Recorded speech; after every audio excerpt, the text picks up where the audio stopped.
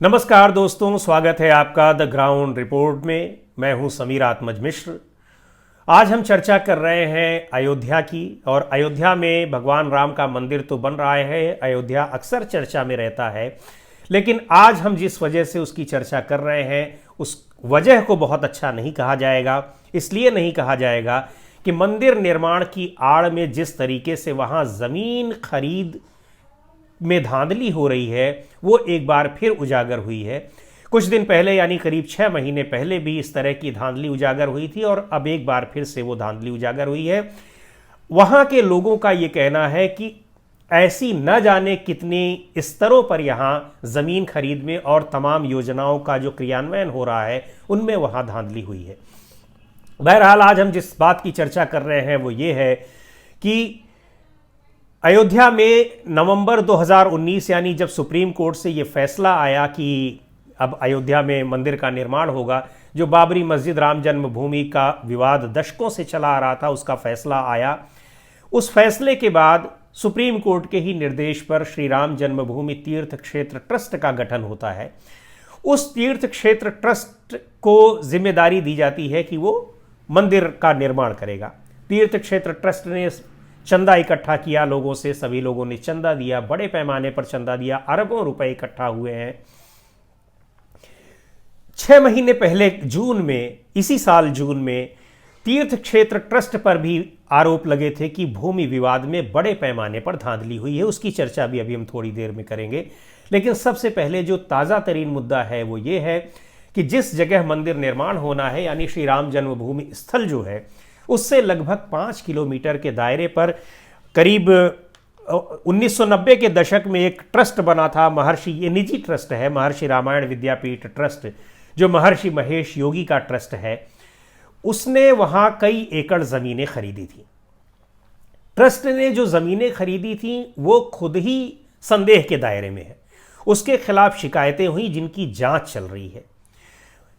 और मज़े की बात यह है कि जो अधिकारी उस जांच को कर रहे हैं उस ज़मीन में हुई धांधली, ज़मीन खरीद में हुई धांधली की, वही अधिकारी और उनके रिश्तेदार उसी ट्रस्ट से ज़मीनें, उन ज़मीनों को ही खरीद रहे हैं जिनकी खरीद में ट्रस्ट पहले धांधली कर चुका है, आरोप लगे हैं। महर्षि रामायण विद्यापीठ ट्रस्ट ने ज़मीनें खरीदी थी और उस समय आरोप लगे कि ये ज़मीनें दलितों से खरीदी गई हैं। कानूनन दलितों की ज़मीन कोई दलित व्यक्ति ही खरीद सकता है। तो जो महर्षि रामायण विद्यापीठ ट्रस्ट है, इन्होंने उसका एक रास्ता निकाला।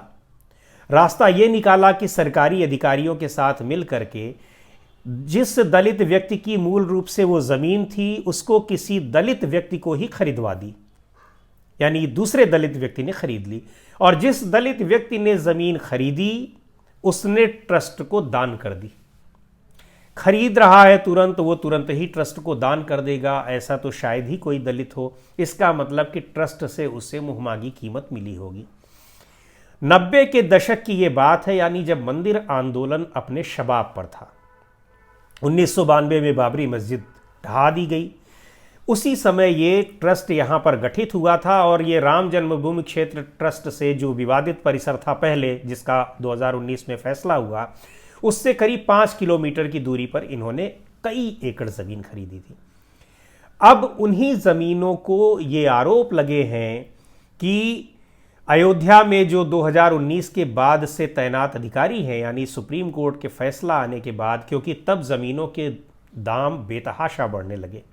अयोध्या एक सामान्य कस्बा है, तीर्थ स्थल तो है वो, लेकिन बहुत बड़ा शहर नहीं है। इसलिए ज़मीनों की कीमतें अयोध्या के बिल्कुल कस्बे के आसपास तो ज़्यादा थीं, लेकिन और थोड़ा सा कस्बे से हट करके जाएं तो बहुत कीमतें नहीं थीं। लेकिन जब 2019 में ये फैसला आया तब वहाँ ज़मीनों की कीमतें एकाएक बहुत ज़्यादा बढ़ गई। इस ट्रस्ट की ज़मीन कई अधिकारियों ने अपने रिश्तेदारों को खरीदवाई। हालांकि अधिकारियों का कहना है कि उनके रिश्तेदारों ने अपनी मर्जी से खरीदी, लेकिन बाहर से कहीं आकर के कोई अयोध्या में ज़मीन खरीद रहा है, उसको मालूम है कि इसके रेट अब लगातार बढ़ते ही चले जाएंगे, तो क्यों आकर के खरीदेगा अगर उसका कोई लाभ वहाँ पर नहीं है।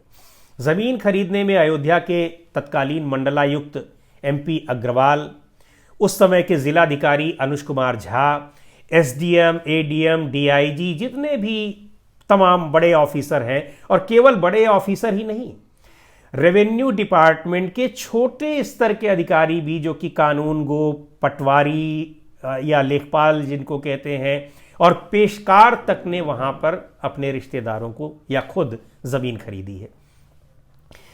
यही अधिकारी उस मामले की जांच भी कर रहे हैं, रेवेन्यू बोर्ड के अधिकारी। चूंकि रेवेन्यू बोर्ड में शिकायत की गई थी तो रेवेन्यू के ऑफिसर्स को ही इस जांच की जिम्मेदारी दी गई।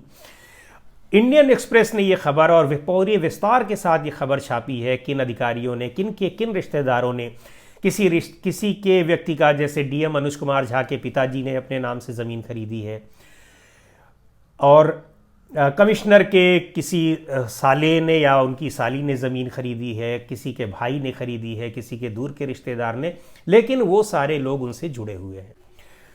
अधिकारी ज़मीन खरीदे और वहाँ के जनप्रतिनिधि देखते रह जाएं, ऐसा कैसे हो सकता है? तो अयोध्या के जो विधायक हैं वेद प्रकाश गुप्ता, उनके रिश्तेदार, पास में गोसाईगंज विधानसभा है, वहाँ के जो विधायक थे जिनकी अब सदस्यता चली गई है, इंद्र प्रताप तिवारी, खब्बू तिवारी, उनके रिश्तेदार, उन लोगों ने भी ज़मीन खरीदी। इंद्र प्रताप तिवारी की सदस्यता इसलिए चली गई कि उन्होंने जो विधायक बनने के लिए पर्चा दाखिल किया था, उसमें जो अपनी मार्कशीट लगाई थी वो फर्जी पाई गई और अदालत ने उनको सज़ा सुनाई। उसके बाद उनकी सदस्यता भी विधानसभा ने खारिज कर दी। ये मामला था।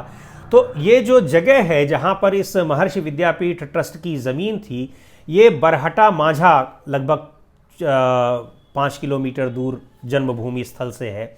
वहाँ पर ये सारी ज़मीनें थी, और जिन लोगों ने भी खरीदी है, इन अधिकारियों के रिश्तेदारों ने कई हज़ार वर्ग मीटर ज़मीनें खरीदी हैं। तो ये पूरा का पूरा मामला जो है वो संज्ञान में अब आया है। ये तो जन्मभूमि स्थल से 5 किलोमीटर दूर की बात है जो अब संज्ञान में आया है।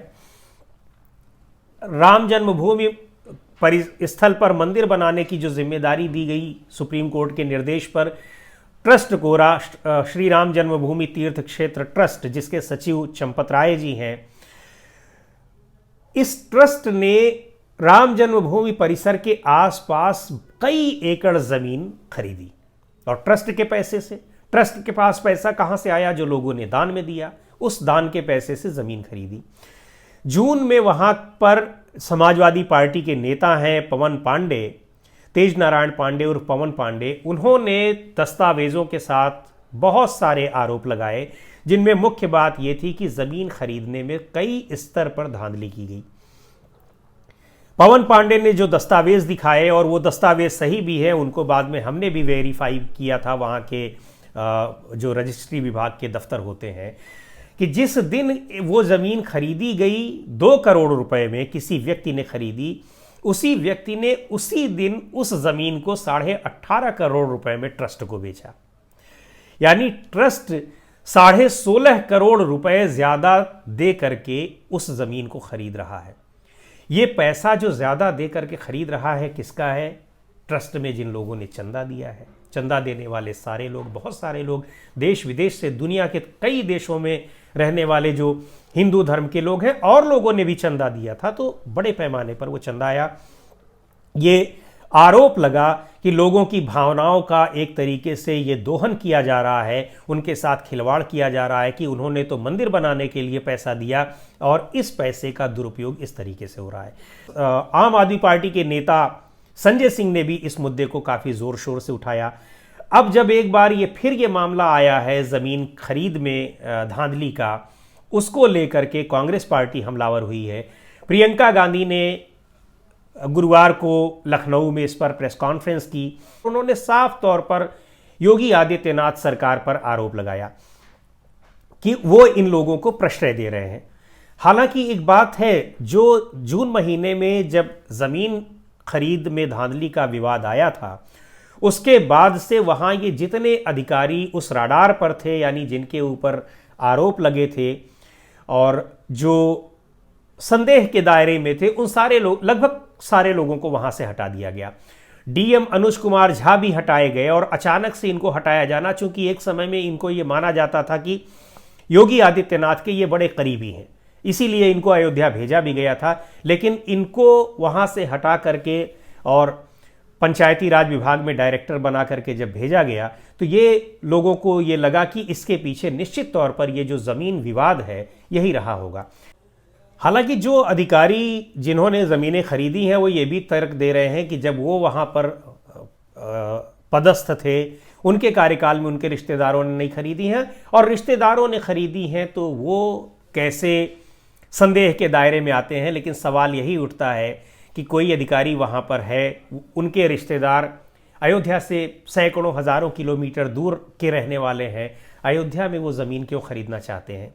तो बहुत सारे सवाल उठ रहे हैं। और जैसा कि शुरू में मैंने आपको बताया कि यहाँ ज़मीनों की कीमतें बहुत तेज़ी से बढ़ रही हैं। कुछ दिन पहले 2019 के बाद बेतहाशा इसमें बढ़ोतरी हो रही है। जो ट्रस्ट ने जो ज़मीनें खरीदी थी उस पर यह भी आरोप लगे थे कि ये तमाम ज़मीनें ऐसी हैं जो वक्फ बोर्ड की ज़मीनें हैं, और वक्फ बोर्ड की ज़मीन वो बेची नहीं जा सकती है किसी को। वो ज़मीन कैसे ट्रस्ट को बेच दी गई उसको लेकर के भी ये सारी चीज़ें अभी जांच के दायरे में है, इन पर जांच चल रही है, लेकिन अभी तक इसका कोई निस्तारण नहीं हुआ है। ये दूसरा नया मामला है। वहाँ रहने वाले, अगर आप अयोध्या जाएं, वहाँ की स्थानीय लोगों ने उनकी ज़मीनें चूँकि एक्वायर की गई, उनको मजबूर किया गया कि वो अपनी ज़मीनें बहुत सस्ते दाम पर बेच दें, अन्यथा सरकार इसको एक्वायर कर लेगी। तो वहाँ के कई स्थानीय लोग बहुत दिन तक इसको लेकर के आंदोलन करते रहे, लेकिन उनकी बातें नहीं सुनी गई। उनकी ज़मीनें बहुत ही सस्ते दामों पर लोगों ने ख़रीद ली और बाद में उन्होंने महंगे दामों पर दूसरों को बेची, या अभी वो रखे हुए हैं। अयोध्या के एक प्रॉपर्टी डीलर हमसे कुछ समय पहले, जब मैं गया था वहाँ ज़मीन विवाद को कवर करने, तो वो बता रहे थे कि यहाँ पर अगर इसकी जांच हो जाए तो बहुत सारे अधिकारियों ने तो फर्जी नामों पर, ये तो वो नाम है जो कि रिश्तेदार हैं और सामने आ गए हैं, बहुत से ऐसे रिश्तेदार भी मिलेंगे जिनका कि कोई अस्तित्व नहीं है और ऐसे फर्जी नामों पर भी ज़मीन खरीद ली गई है। इसमें कितनी सच्चाई है ये आरोप ही है, लेकिन अगर जांच हो जाए तो इसका भी पता लग जाएगा। और निश्चित तौर पर अब मुख्यमंत्री योगी आदित्यनाथ ने कहा है कि इस पूरे मामले की जांच की जाएगी, तो हो सकता है इन पहलुओं की भी जांच हो कि वहाँ ज़मीन खरीद में किस तरीके के घोटाले हुए हैं।